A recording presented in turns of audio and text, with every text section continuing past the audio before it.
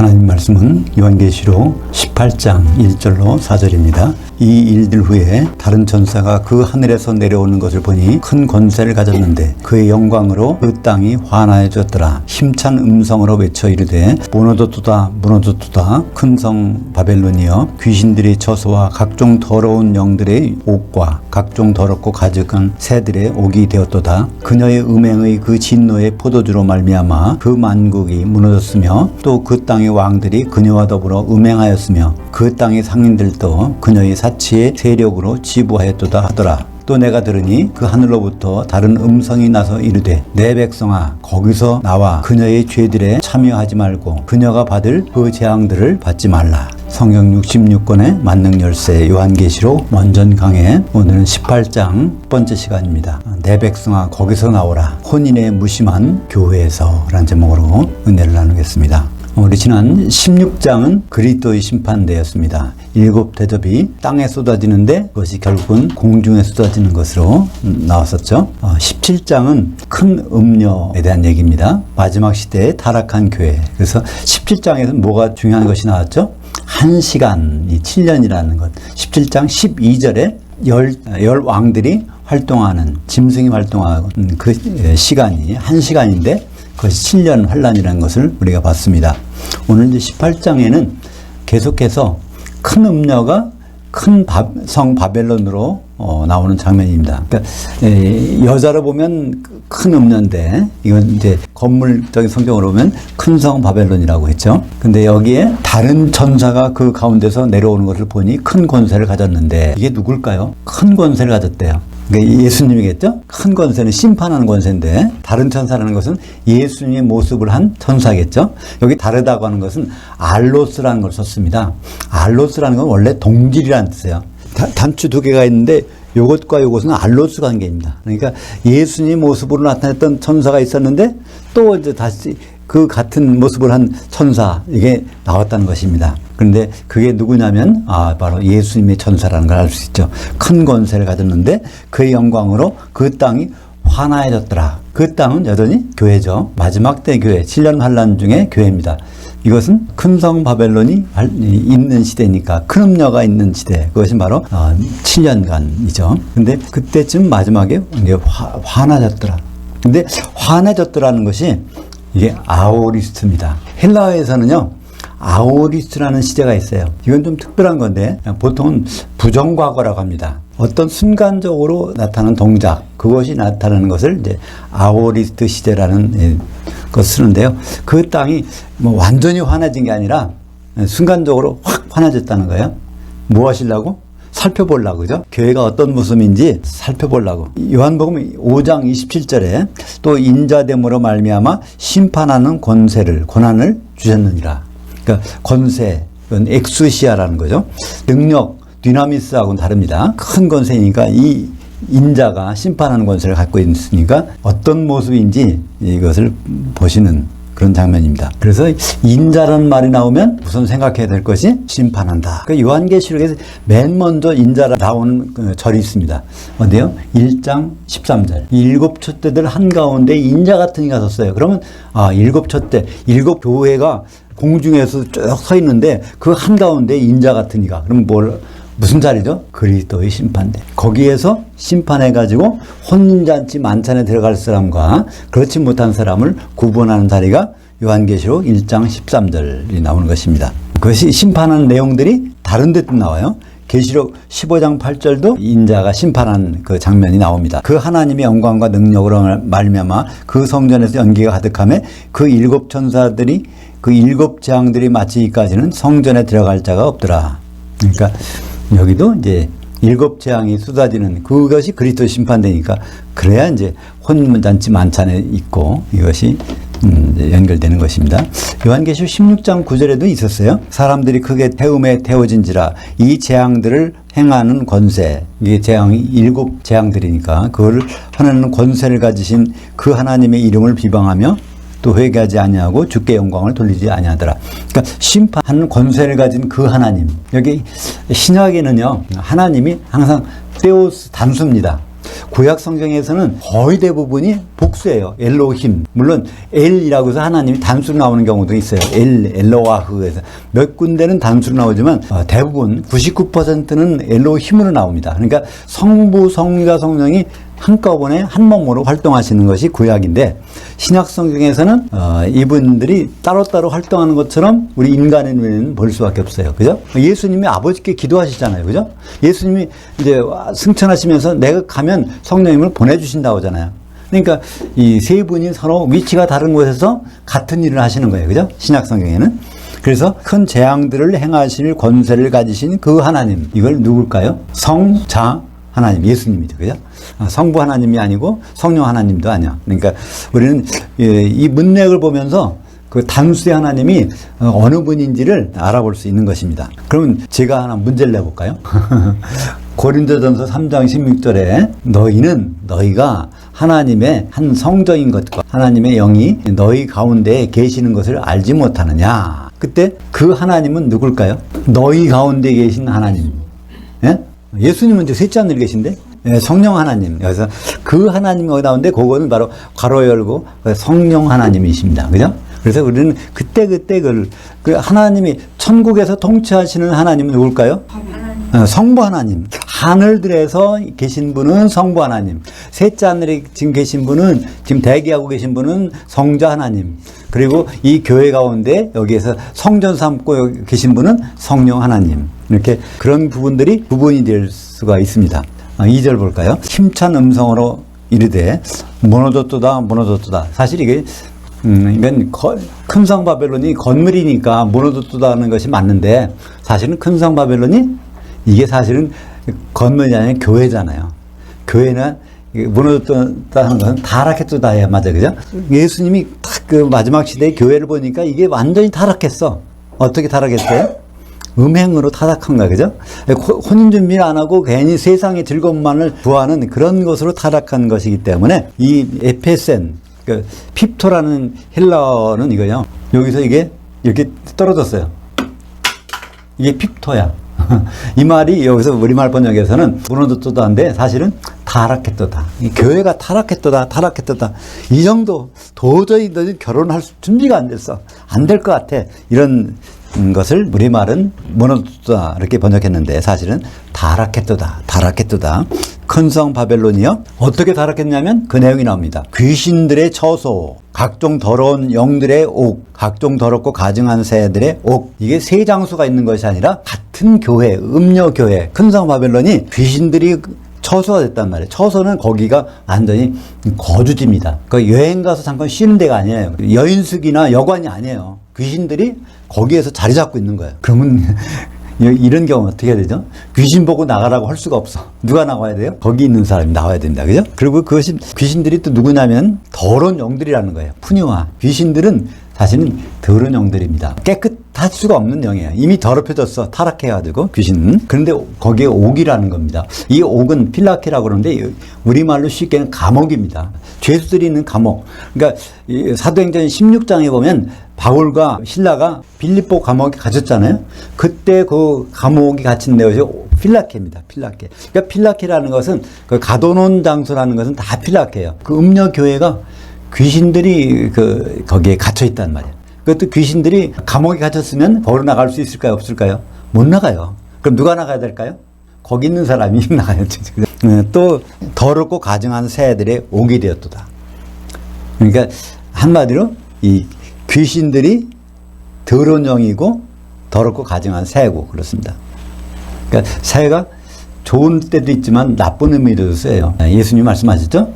천국 비유에서 겨자씨 하나가 채소밭에 쏟았는데 그게 너무 크게 자라고 나무가 돼가지고 채소밭을 다 망쳐놓고 거기에 새가 깃들인다고 돼 있어요. 그게 바로 천국의 일입니다. 그러니까 천국엔 누가 있어요? 마귀가 있고 귀신들이 거기에서 우르르 몰려드는 거예요. 그러니까 교만해지면 마귀가 귀신을 풀어놓고 다닌다는 것이 천국의 현실입니다. 우리가 찬송 볼 때부터 천국의 기쁨이 있어요. 사실 천국엔 기쁨이 없어요. 귀신들이 있는데 얼마나 괴로움이 많겠어요? 어디에 기쁨이 있어요? 천년왕국에. 그죠? 천년왕국은 마귀가 없으니까. 그래서 찬송가 91장도 부르면서 천국의 기쁨을 저는 이제 가사를 바꿔서 천년왕국 기쁨일세 이렇게 바꾸는데 사실은 그게 맞잖아요. 가사로 그냥 천국의 기쁨일세인데 기쁘지 않아. 하나도. 이 세상에 기쁜 일이 없어. 마귀가 같이 생활해야 되니까. 사실은 근데 마귀가 없으면 얼마나 기쁠까요? 이 음녀교회가 타락한 요과 같은 똑같은 장면을 한번 나와서 잠깐 보여주셨어. 어디서 보여줬을까요?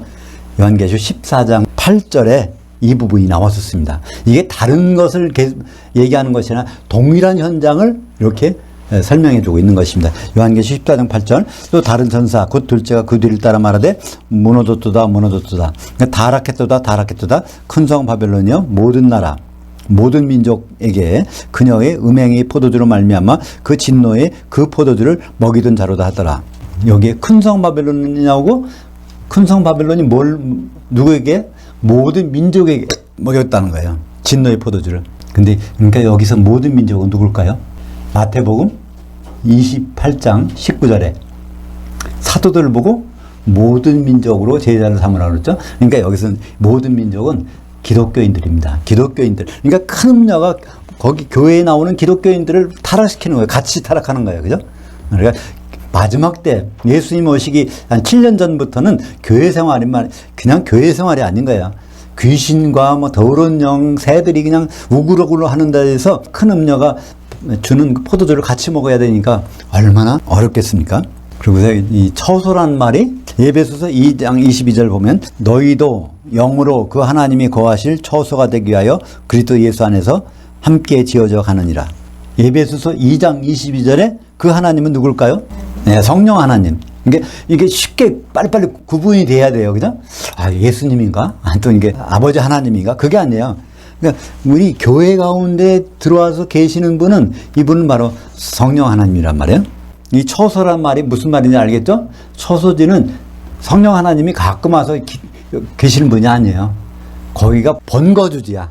그 말이 바로 카트 오이 케테리온이라고 합니다. 카트 오이 케테리온. 여기 이 말은 세 단어가 합해진 건데 오이코스는 집이에요. 테리온이라는 건 그건 땅을 뜻해요. 집이 그러니까 땅에 집이 있는 거야. 거기에 카트라는 말은 카타에서 준 말이에요. 거기에서 머물러 있는 완전히 거기에서 떠나지 않고 머물러 있는 집이 바로 이제 교회입니다. 그러니까 성령께서는 어디 계세요? 본 거주지가 교회입니다. 각자 개인이 아니에요. 그럼 각자 개인이 성령 충만하려면 어떻게 해야 되죠? 각자 개인이 교회를 이루어야 돼요. 두세 사람이 항상 영적으로 교통하는 곳이 거기가 성령님께서 아주 안주하시는 거처, 처소가 되는 것입니다. 근데 오늘 여기 이제 계시록 18장 2절에서는 누구의 처소? 귀신의 처소가 교세가. 그러니까 성령님이 거기가 거주지가 돼야 되는데 여기는 귀신들이 와갖고 지금 마지막 때는 그렇게 있다는 거예요. 이걸 많이 오해하는 것이 고린도전서 3장 16절을 한국교회가 오해해요. 뭐라고 오해하죠? 너희를 나로 봐요. 내 속에 하나님이 성령이 계셔서 내가 걸어다니는 성도 하나님이 성전이라 생각해서 담배 피지 말고 술 마시지 말아야지 이렇게 하는 것이 아주 좋은 것. 물론 이제 그렇게 생활하는 것도 좋겠지만 그것은 내 몸이 성전이 아니라 그리스도의 몸, 교회가 성전이라는 것입니다. 고린도전서 3장 16절은 개인이 아니라 교회입니다. 교회가 한 성전, 단수예요. 3절 보겠습니다. 그녀의 음행의 진노의 포도주로 말미암아 그 만국이 무너졌으며 타락했으며 그 땅의 왕들은 교회의 성도들이죠. 그녀와 더불어 음행하였으며 그 땅의 상인들은 그 교회의 신자들, 아직 성도까지는 안 갔고 신자들, 또 그녀의 사치의 세력으로 말미암아 치부하였도다. 그러니까 세상 것으로 치부하는 것, 주님의 것으로 이렇게 채워지는 게 아니라 세상 것으로 채워지는 교회의 모습을 볼 수 있습니다. 그러니까 교회의 음행이라는 것은 무엇일까요? 고린도후서 11장 2절을 보면 밝히 알 수 있습니다. 내가 사도가 너희를 성도들 교회를 정결한 한 처녀로 한 남편인 그리스도께 드리려고 중매했음이로다. 그러니까 중매된 상태, 정혼했다는 거예요. 정혼. 약혼하고도 틀려요. 약혼은 약속했다가 파기할 수 있지만 정혼은 한 그릇에 결혼 날짜를 잡아놓고 있는 거예요. 그런데 우리가 남편 대신 예수님을 생각하지 않는다면 그게 모든 행동이 다 음행입니다. 그러니까 예수님을 남편으로 생각하지 않고 교회에서 기도해도, 교회에서 찬송해도, 뭐 봉사해도, 예배 드려도 이건 사실 음행인 거예요. 왜냐하면 결국은 그분을 남편으로 생각하지 않으니까. 그래서 이 음행은 굉장히 우리가 범하기 쉬운 겁니다. 교회가 하마터면 음행해요. 세상의 모든 교회가 하마터면 음행합니다. 뭐 하면? 예수님을 남편으로 생각하지 않고 하는 행동이면 다 음행인 것이죠. 그래서 사도가 중매했다는 이 단어는 성경에 한 번밖에 없어요. 중매했다는 거. 하르모조가 중매한 건데 여기에 헤르모스 아멘이라고 그래서 아오리트를 썼어요. 아오리트는 뭐예요? 어느 순간에 한 번 한 거예요. 한 번. 그러니까 우리는 한 번 중매가 됐어요. 누구에게? 한 남편에게. 누구로? 한 처녀로. 한 처녀가 되려면 여러 사람이 있으면 안 되잖아요. 그러니까 여러 사람이 하나가 되는 누가 필요해요? 성령. 하나게 되게 하시는 분이 반드시 필요하단 말이에요. 그래서 성령의 기름이 있어야 그분을 만나서 혼인 만찬에 들어갈 수 있는 것입니다. 근데 혼인에 가장 방해를 주는 게 누굴까요? 혼인을 못하게 하는 거. 다른 건 다 해도 그게 바로 고린도후서 11장 3절에 있어요. 그죠? 그러나 나는 중매쟁이가를 고백하는 거예요. 사도 바울이. 그러나 나는 그 뱀이 그 관계로 하와를 미혹했던 것처럼 너희 마음들이 그리스도를 향하는 진실함과 깨끗함에서 떠나 부패할까 두려워하노라. 그러니까 예수님을 남편으로 생각하지 못하게 한다는 거예요. 누가? 에덴 동산에서 하와가 그랬듯이 지금도 이 마귀가 그 생각을, 그러니까 교회 생활하는데 다른 건 다 해도 좋아. 건물을 아주 크게 짓고 아주 뭐 부제도 많이 하고 선교도 많이 해도 좋아. 시크하다대 다만 한 가지, 결혼할 생각만 접어. 이건 보세요. 이단에 해당되는 교회들이요, 좋은 건물도 얼마나 많은지는 몰라. 돈이 얼마나 많은지를 몰라요. 그러니까 예수님과 결혼할 생각만 안 하면은 시컷 밀어준다는 거예요. 요한계시록 18장 7절에 보면 마지막 때 교회의 모습이 나옵니다. 이게 우리들의 모습일 수도 있어요. 그래서는 안 되겠지만 한번 읽어볼까요?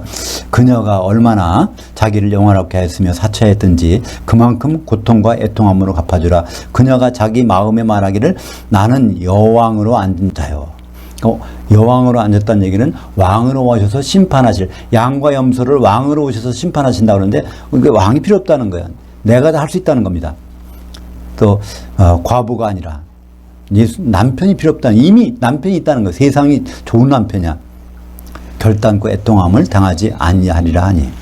이게 바로 마지막 때에 교회가 음행하는 내용인 것입니다. 그런데 예수님은 분명히 말씀하셨어요. 천국에 대한 설명을 하는 가운데 마지막으로 하신 말씀이 마태복음 25장 1절부터 13절까지 있죠. 6절부터 7절까지, 8절까지 읽어볼까요? 같이 읽어보죠. 밤중에 소리가 나되 보라 신랑이로다 맞으러 나오라 하매 이에 그 처녀들이 다 일어나 자신들의 등들을 준비할세. 미련한 자들이 슬기 있는 자들에게 이르되 우리 등불이 꺼져가니 너희 그 기름을 좀 나눠달라 하거늘. 여기 보면 우리 기독교인들이 다 이렇다는 거예요. 신랑을 맞을 준비를 하긴 해. 않는 사람들이 대부분이지만 하는 사람도 있다는 거예요. 근데 마지막 판에 뭐가 문제가 될까요? 기름이 준비된 줄 알았더니 보니까 벌써 떨어졌어. 거기 가서 떨어졌어. 그 말을 스벤님이라고 합니다. 스벤님이. 기름이 떨어진다는. 이 단어가 어디 나오냐면 데살로니가전서 5장 19절에 나옵니다. 너희는 성령을 소멸하지 말라. 스벤님이. 기름의 등불이 없어지지 말라. 이런 얘기입니다. 처음엔 다 들고 있다는 거예요. 기름을 다 들고 있었어. 근데 시간이 지나면 이거 없어질 수 있다는 얘기입니다. 그러니까 우리는 어떻게 될까요? 날마다 빛을 발하는 만큼 그만큼 채워내야 돼. 등잔불이 켜져 있으면요, 기름만큼 기름이 소모돼요. 그러니까 여기 열처녀들은 어떻게 됐어요? 이 사람들은 예수님 오실 때 이미 죽은 그리스도인입니다. 그죠? 신랑을 기다리다가 졸며 잤어. 그러니까 이건 죽은 그리스도인이에요. 그래서 부활해 갖고 일어났어요. 근데 그때 보니까 기름이 있는 줄 알았더니 없단 말이에요. 이건 언제 기름이 없어진 걸까요? 자기 전에 이미 기름이 소멸됐어. 그러니까 자고 있는 동안에는 빛을 발하지 않으니까 그냥 유지가 되는데 언제 없어졌냐면 마지막에.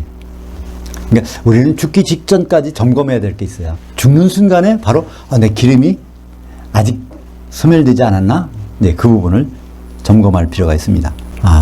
오늘 18장 3절에 보면 땅의 왕들이 나오고 땅의 상인들이 나옵니다. 그게 누굴까요? 한번 다시 보죠. 요한계시록 1장 5절에 올라가 보겠습니다. 또 믿음의 증인으로 죽은 자들 가운데서 맏아들 되시고 그 땅의 왕들의 머리가 되신 예수 그리스도. 근데 요거와 거의 비슷한 문장이 있어요. 골로새서 1장 18절에 그 문장이에요. 같은 문장 거의. 거기 맏아들도 나오고 머리도 나오고. 한번 골로새서 1장 18절 보죠. 그는 예수 그리스도는 그 몸인 교회의 머리시라. 그가 근본이시여 죽은 자들 가운데서 맏아들이시니 친히 만물의 으뜸이 되려 하심이요. 그러니까 요한계시록 1장 5절과 골로새서 1장 18절을 인수분해하면 뭐가 나와요? 공통적으로 나오는 것이 머리가 나와. 그러니까 바로 이걸 통해서 땅이 교회라는 것. 그 왕들은 땅에 있는 그 성도들이니까 교회라는 걸 알 수 있습니다. 그러니까 요한계시록은 처음부터 땅은 교회야 하면 시작해서 쭉 나갑니다. 땅을 심판한다 그러면 교회를 심판하는 거예요. 땅에 7대접을 쏟는다 그러면 교회를 심판하는 것입니다. 7대접을 공중에 쏟는다 그럼 땅에 올라가 있는 거예요. 공중에. 7개가 공중에 올라가는 그리스도의 심판대를 말하고 있습니다. 땅의 상인들을 볼까요? 그게 과연 누군지. 요한계시록 18장 23절 하반절에 너희 상인들은 그 땅의 왕족들이라 네 복술로 말미암아 만국이 미혹되었도다. 그러니까 요한계시록은 다 설명이 나오죠. 땅의 왕들이 누군가? 그럼 앞에 설명이 있었어. 땅의 상인들이 누군가? 18장가 보면 그 23절에 또 있어. 그러니까 요한계시록은 자체적으로 해석이 다 되게 돼 있어요. 여기 다 나와 있어. 근데 여기에 복술이라는 말이 그게 파르마케이아, 그 약국을 뭐라고 그러죠? 약국을 파르마시아라고 그래. 그죠? 약국. 이 약이란 뜻이에요. 그러니까 이 왕족들이라 땅의 왕족들이 그들이 여기서 약을 먹었다는 얘기는 마약에 취했다는 얘기예요. 이 세상의 즐거움이 마약이 돼갖고 예수님은 생각을 안 해. 이 세상이 너무 좋아. 하나님이 조금만 도와주시면 더 이상 문제가 없어. 그러니까 하나님을 도우미로 생각하는 것으로 끝납니다. 그러니까 하나님이 오늘 또 나를 도와주셨으면 좋겠는데. 그러니까 이게 날마다 그런 생각으로 이 세상의 삶에 집중이 되는 것이 바로 이 복술이라고 번역된 약물 때문에 그렇습니다. 여기에도 모든 민족, 만국이라는 것은 모든 기독교인들입니다. 성경에는요, 이 만국이라는 말이 모든 민족으로 번역되고 만국으로 번역되고 여러 가지 번역되는데 그건 다 똑같아요. 헬라어로 판타타 에뜨네예요. 판타타 에뜨네. 에뜨네는 이방인들이란 뜻이에요. 민족. 그러니까 근데 이게 복수가 됐어. 그러니까 이방이 여러 민족들이 있는데 판타는 모든, 타라는 건 정관사. 그러니까 이 세상에 있는 모든 민족 중에서 복음을, 사도들의 말씀을 받은 기독교인, 약물에 취해서 중독돼서 세상에 좋은 것에 중독돼서 상인들이 된 것을 볼 수 있습니다. 마태복음 28장 19절에 거기에 모든 민족이 누군지를 우리에게 설명해 주고 있습니다. 그러므로 너희는 사도들은 가서 모든 민족을 제자들로 삼아. 그러니까 사도들이 말을 듣고 받아들인 사람들이 결국은 모든 민족. 성경 요한계시록에서는 모든 민족이라고 나와요. 그러니까 세상에는 불신자나 신자나 이걸 말하는 것이 아니라 바로 사도들의 말을 들은 사람들을 요한계시록에서는 모든 민족, 만국 이렇게 표현하고 있는 것입니다. 거기에다가 세례를 베푸고, 이 세례는 어떤 세례일까요? 성령 세례입니다. 보통 이것 때문에 교회가 오해하죠. 지금 거의 1000년 이상 동안에 물세례를 주고 있잖아요. 교회에서 물세례를 줘요. 심지어 다른 데서는 침례교 같은 데는 물에 담갔다 나와요. 근데 사실은 성경에서는 어디도 그런 말씀 하신 적이 없어요. 대신 뭐죠? 성령에 잠겨지라는 거예요. 성령에. 그러니까 사도들이 하는 행동도 아버지와 아들과 성령의 이름을 향하여 잠겨지게 만들라는 거예요. 그게 바로 성령에 잠겨지는 것입니다. 4절 보겠습니다. 또 내가 들으니 하늘로부터 다른 음성, 이것도 동질의 음성이 들리는 거예요. 이르되 내 백성아 거기서 나와 그녀의 죄들에 참여하지 말고 그녀가 받을 그 재앙들을 받지 말라. 그러니까 여기서도 같은 예수님의 천사예요. 예수님 목소리로 지금 하는 거예요. 다른 천사지만 같은. 왜 그걸 알 수 있죠? 내 백성이라고 하니까 다른 분이 아니겠죠? 그러니까 모든 12지파, 이스라엘 12지파 기독교인들 거기서 나오라는 겁니다. 어디서 나와요? 큰 음녀, 큰 성 바벨론. 교회에서 나오라는 거예요. 그럼 어디 가시겠어요? 교회에서 나와서? 이건 바로 물리적으로 우리가 교회에 다니지 말고 나오라는 얘기가 아닙니다. 그러한 교회의 생각 속에서 벗어나라는 얘기죠. 그죠? 그 생각. 그러니까 남편이 필요 없다는 그 교회의 생각 속에서 벗어나서 빨리 혼인 준비할 그 생각 속으로 들어가라는 것이죠. 그렇지 않으면 그녀가 받을 그 재앙들을 받지 말라. 7대접의 재앙들을 그녀가 받게 되는데 그게 바로 그리스도의 심판대의 그 심판이죠. 이제 복음서에도 이 말씀이 있어요. 한번 마태복음 24장 15절 볼까요? 그러므로 너희가 선지자 다니엘이 말한 바 멸망에 가증한 것, 이게 바로 우상이 세워지는 것이죠. 이 거룩한 곳, 성전에, 교회 안에 우상이 세워지는 거예요. 선 것을 보거든 읽는 자는 깨달을진저 그때 유대에 있는 자들은 산들로 도망할지어다. 이 유대는 어디죠? 종교의 중심지야. 예루살렘이 있는 곳이야. 그죠? 거기에서 뭐로 가라고요? 산들로 도망할지어다. 이게 단수가 아니에요. 산이라고 그래서 이게 시온산인가 셋째 하늘인가 이렇게 생각하시는데, 이거는 산들이라는 것은 외곽으로, 종교의 중심에서 외곽으로 원래의 믿음으로 돌아가라는 얘기죠. 그러니까 다시 말하면 회개하라는 말입니다. 회개는요, 우리가 보통 오해하기 쉬워요. 후회하고 한탄하고 그런 것을 회개라고 생각하는데, 회개는요 메타노에오, 회개한다는 것은 메타노에오. 노에오는 마음 먹는 거야. 우리 마음을 헬라어로 누스라고 합니다. 누스가 마음이에요. 마음 먹는다는 동사는 노에오. 노에오 앞에 뭐가 붙어요? 메타는 뒤라는 뜻인데, 그러니까 180도 방향을 돌려서 생각을 바꾸는 거예요. 마지막 시대에 음행하는 교회에서 생각을 바꾸는 것은 무엇일까요? 다시 결혼 준비로 돌아가는 거죠. 교회가 예수님은 진정 남편으로 생각하고, 우리가 뭐가 필요하지? 우리 여러 성도들이 한 몸이 되려면 뭐가 있어야 되지? 그러면 하나 되게 하시는 성령의 기름이 우리가 있어야 되겠구나. 그걸 준비하려 하는 생각을 바꾸는 것이 메타노에오, 회개입니다. 요한계시록 2장 20절 볼까요? 요한계시록 2장 20절 하반부에는요 두아드라 교회가 나와요. 두아드라 교회는 어떤 교회죠? 예수님을 살아서 보는 교회, 그죠? 그 교회가 어떤 말을 했는지 한번 볼까요? 그러나 내게, 두아드라 교회에게 책망할 일이 있노라. 자칭 선지자라 하는 여자 이세벨을 내가 용납함이니, 또 내가 그녀에게 회개할 시간을 주었을 때 자기 음행을 회개하고자 아니하는도다. 그러니까 문제는 뭐가 문제냐면, 교회 성도들이 자체가 문제가 아니야. 교회 성도들을 인도하는 누가? 선지자가 문제예요. 거기에 이제 여자 선지자가 있다는 거예요. 이게 큰 음녀 교회니까 여자 선지자를 했습니다. 그 목사님들이 음행을 한다는 거예요. 목사님들이 혼인할 생각을 안 한다는 거예요. 목사님들이 이 세상 것에 취해 있다는 거예요. 그게 바로 두아드라 교회의 모습입니다. 거기에는 하나님이 무슨 말씀을 주셨죠? 회개해라. 회개할 시간 7년 동안 줬는데 안 한다는 겁니다. 이때 메타노에오를 쓰고 있습니다. 회개하는 필요가 왜 있어요? 그 뒤에 나오죠? 자기의 음행을 회개하고자 아니하노다. 가장 큰 회개는 음행을 회개하는 겁니다. 가장 큰 회개는. 근데 우리는 음행이 뭔지도 잘 몰라. 우리가 예수님을 남편으로 생각하지 않잖아요. 보통 어떻게 생각해요? 예수 믿으면 이 세상에 편하게 살다가 죽으면 천국 가. 이 생각을 갖고 있는 것 자체가 음행하는 겁니다. 혼인할 생각을 안 하니까 그게 음행이잖아요. 그것을 돌이키는 것이 회개입니다. 음행을 돌이키는 것. 결혼할 생각이 없는 데서 결혼할 준비로 하는 것을, 그걸 성경은 회개한다고 말하고 있습니다.